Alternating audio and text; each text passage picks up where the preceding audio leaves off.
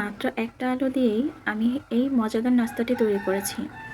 এটা এতটা সহজ আর এতটা মজা, সেটা আপনারা বানিয়ে না খেলে বুঝতে পারবেন না। তো চলেন আপনাদের মাঝে রেসিপিটা শেয়ার করা যাক। তো এখানে হচ্ছে আমি ২ রকমের ডাল নিয়েছি, মসুরের ডাল নিয়েছি আর ছোলার ডাল নিয়েছি, একটু চাল নিয়েছি। নিয়ে এটা আমি ২ ঘন্টা ভিজিয়ে রেখেছিলাম। ভিজিয়ে রেখে আমি এটা ভালো করে ব্লেন্ড করে নিব। আমি এর মধ্যে একটু রসুন বাটা, একটু পেঁয়াজ বাটা, একটু কাঁচামরিচ, তারপরে একটু জিরা বাটা দিয়েছি। ডালের সাথে আমি একসাথে ব্লেন্ড করে নিয়েছি। আর তারপরে হচ্ছে নিয়েছি আমি একটা আলু কুচি করে নিয়েছি, তারপরে ধনেপাতা নিয়েছি, তারপরে কাঁচামরিচ কুচি করে নিয়েছি, পেঁয়াজ কুচি করে নিয়েছি। শুধু এইটুকু দিয়েই আমি এই মজাদার নাস্তাটি তৈরি করব। যে যতটুকু ঝাল খেতে পছন্দ করেন আপনারা সেই অনুযায়ী ঝালটা দিবেন। তো আমি হচ্ছে এখানে একটু ঝালটা একটু বেশি দিয়েছি, কারণ এই নাস্তাটাতে ঝাল একটু বেশি হলেই মজা হয়, বেশি টেস্ট হয়।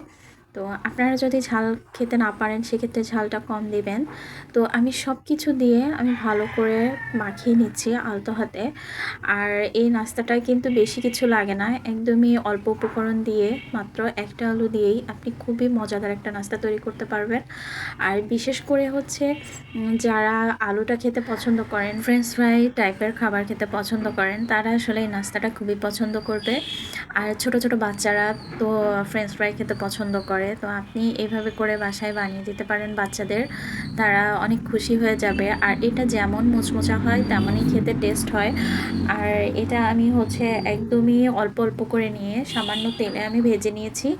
আর এটা একটু সময় নিয়ে ভাজতে হবে, বেশি যদি জোরে জাল দিয়ে ভাজা হয় তাহলে কিন্তু এটা ভেতরটা সেদ্ধ হবে না, আলুটা কাঁচা কাঁচা থাকবে, আর হচ্ছে বাইরে কিন্তু মোচমোচা হবে না।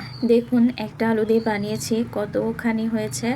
আর এটা কিন্তু খুবই টেস্টি হয়েছে, খুবই মজা হয়েছে। আপনারা বাসায় ট্রাই করে দেখতে পারেন।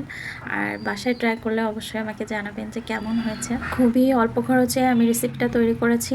আমার রেসিপি ভালো লাগলে আপনারা লাইক, কমেন্ট, শেয়ার করবেন, পাশে থাকবেন আমার। সবাই ভালো থাকবেন। আল্লাহ হাফেজ।